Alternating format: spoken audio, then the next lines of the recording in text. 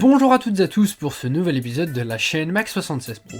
Aujourd'hui, épisode un peu spécial, on va parler de la TI 92 et de l'HP48GX.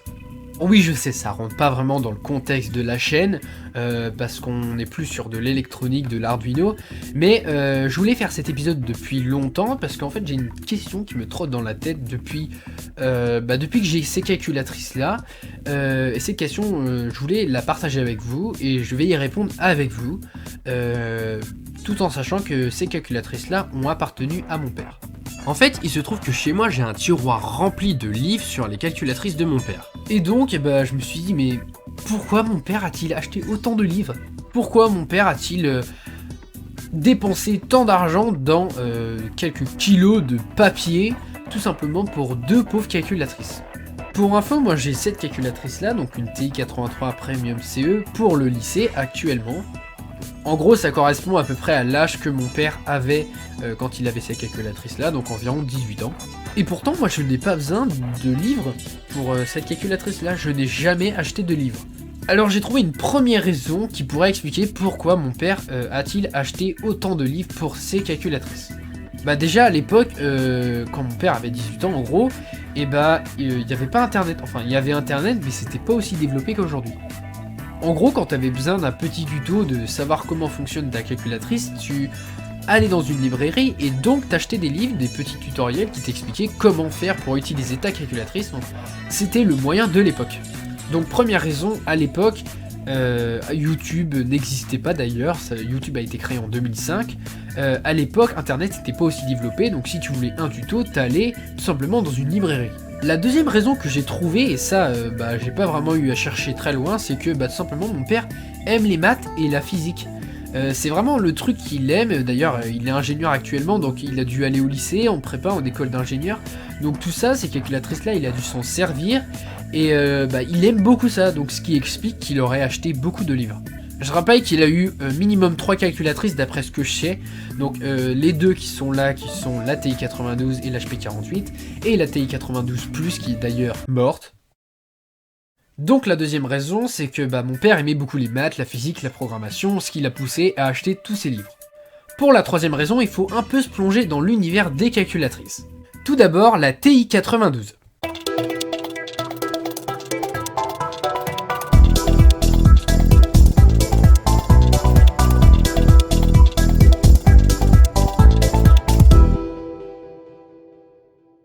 Alors rien que quand on la regarde comme ça, on se dit déjà que c'est une grosse bête. Franchement, par rapport à celle-là, il n'y a rien à voir du tout. Celle-là est juste énorme et il y a quelque chose qui saute aux yeux, surtout c'est l'écran qui est rectangulaire. Ça, on en parlera à ça après. Donc pour info, la TI 92 c'est une calculatrice programmable, graphique, donc qui est fait en fait pour le lycée, pour que vous puissiez passer votre bac, et aussi pour la prépa et les écoles d'ingénieurs.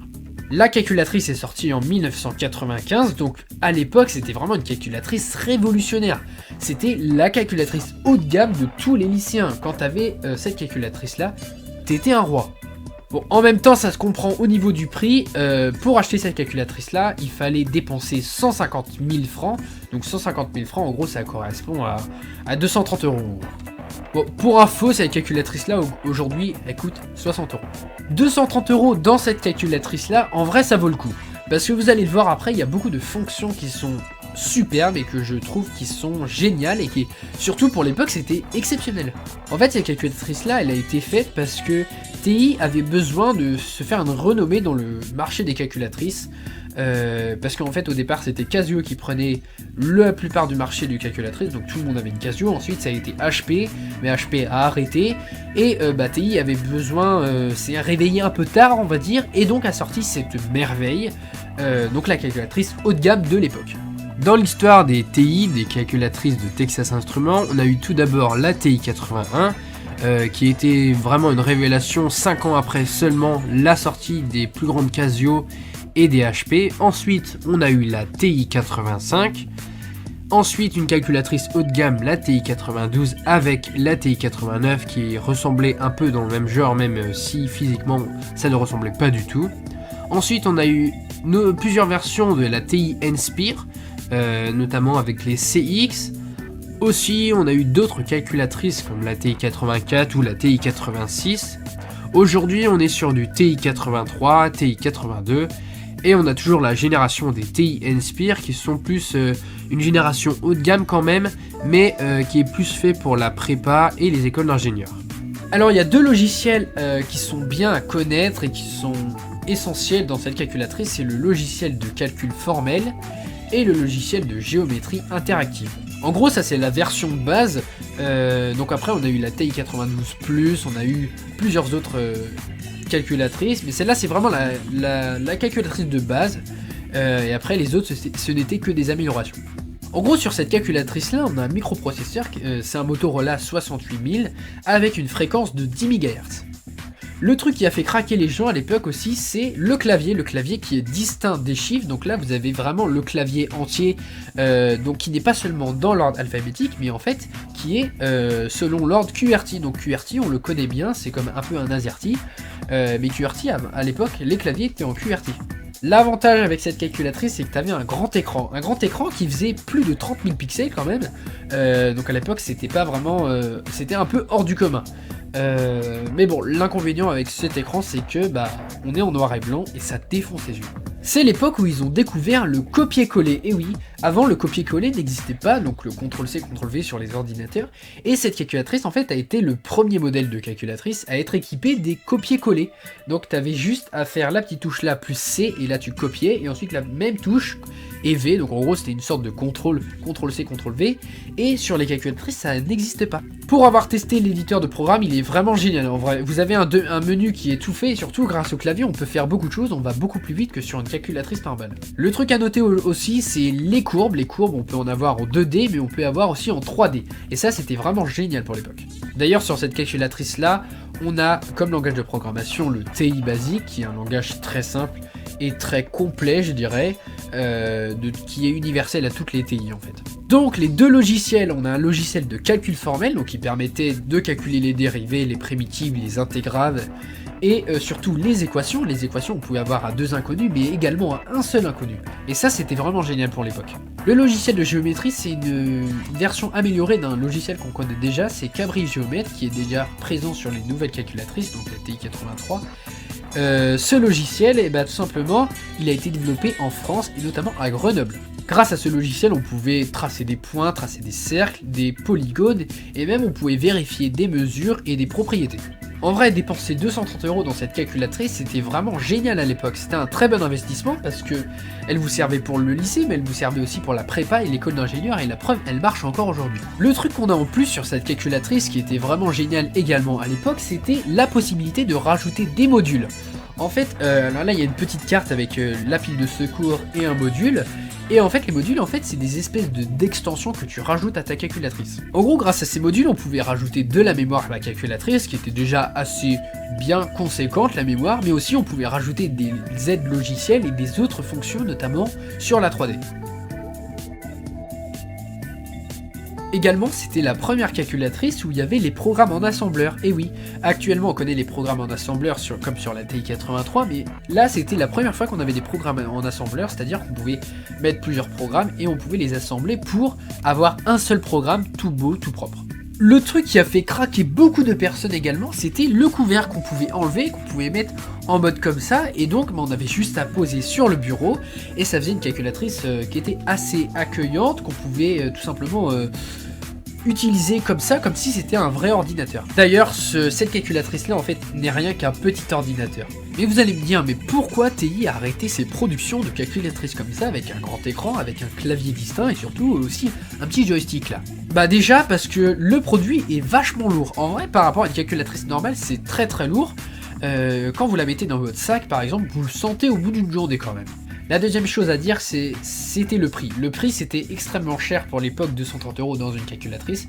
Et même actuellement, la TI 83, je crois qu'elle coûte à peu près 80 €, alors que elle est un petit peu mieux sur certains points. Et surtout, la calculatrice est beaucoup trop de haut de gamme par rapport à des Casio, par rapport à des HP. Conclusion sur cette calculatrice, la calculatrice est vraiment exceptionnelle, elle est haut de gamme, elle est très facile d'utilisation d'ailleurs, je m'en sers assez souvent, et surtout elle est extrêmement puissante. Le seul inconvénient que je dirais, c'est l'écran qui défonce les yeux, donc c'est à dire que quand tu passes 2 heures dessus, tu as vraiment les yeux qui sont qui sort des orbites en gros. Mais à part ça, c'était vraiment c'est un beau bijou ça. Maintenant, on va passer à l'HP48.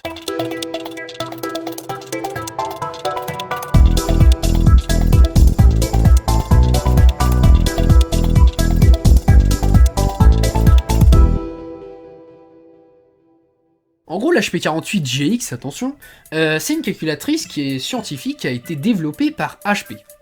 Alors comme disait mon frère, on dirait vraiment une télécommande, de télé tout simplement, rien qu'avec la forme et surtout avec tous les boutons où vous ne comprenez strictement rien. Alors il y a eu beaucoup de versions de cette calculatrice, mais cette calculatrice là tout simplement, la GX, c'est une version améliorée des versions S. Alors tout de suite je vous le dis, elle est extrêmement compliquée à utiliser et je pèse mes mots. Alors oui on sait, HP n'est plus sur le marché des calculatrices, mais pourtant HP a fait de bonnes calculatrices et celle-là pourtant, même si elle est compliquée à utiliser, elle est extrêmement bien, je dirais qu'elle est même meilleure que la TI-92. En gros la calculatrice est sortie en 1990, donc un peu avant la TI-92, et en gros grâce à ça on pouvait tracer graphiquement des fonctions mathématiques, surtout faire des calculs complexes, notamment avec des expressions algébriques, des matrices et aussi des nombres complexes. S'il y a le petit x, le suffixe x à votre calculatrice, ça veut dire que vous pouviez rajouter des modules. Et oui, et là c'est à peu près pareil, c'est le même principe que la TI-92, on pouvait rajouter des modules. Alors là ça s'appelle plutôt des cartes spéciales, et en fait des cartes spéciales que vous insérez tout simplement à l'arrière de votre calculatrice, et ça vous permettait de rajouter de la RAM. Ça vous permettait aussi de rajouter de la ROM, c'est-à-dire des applications logicielles. Alors pour info sur cette calculatrice, on a un microprocesseur CPU, donc on est en hybride, c'est-à-dire qu'on a d'abord 64 bits et ensuite on a du 20 bits. Et on a une fréquence de 4 MHz. La résolution de l'écran, on est à du 131 par du 64 pixels. Et on a un port de communication RS232 avec 4 broches. Et on a aussi un port infrarouge qui va servir pour le petit appareil qui est là-bas, qui va nous servir après.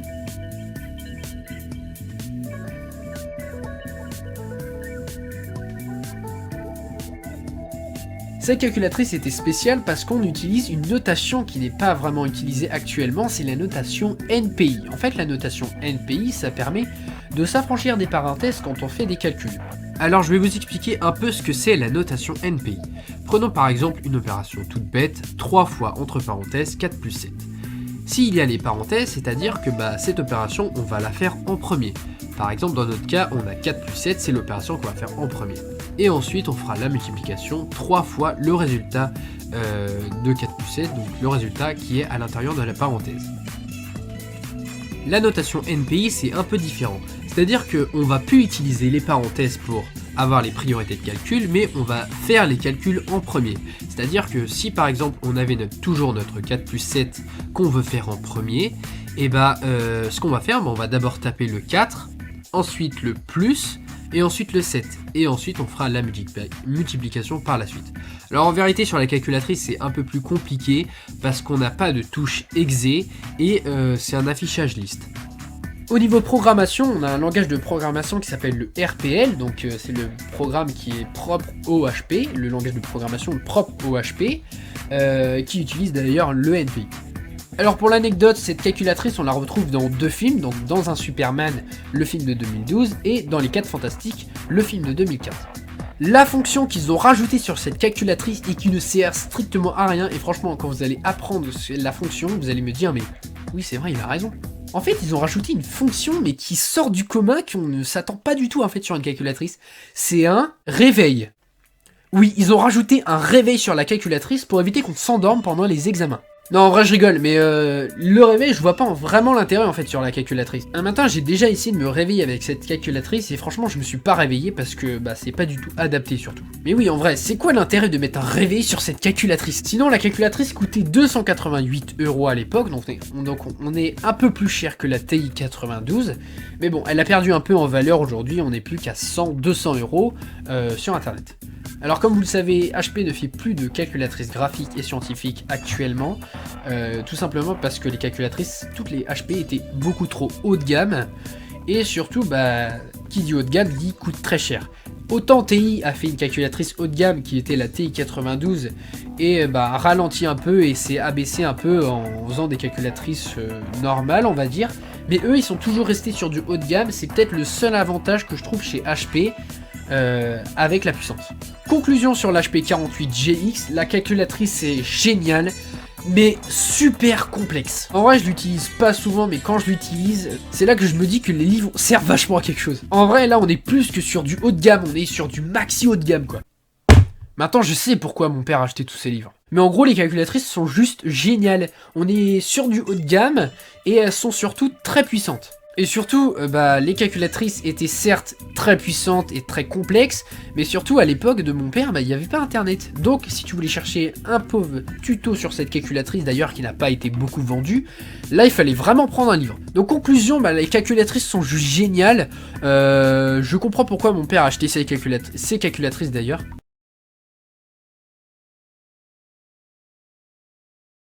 Voilà, je vous remercie de m'avoir regardé, n'hésitez pas à vous abonner ou liker la vidéo.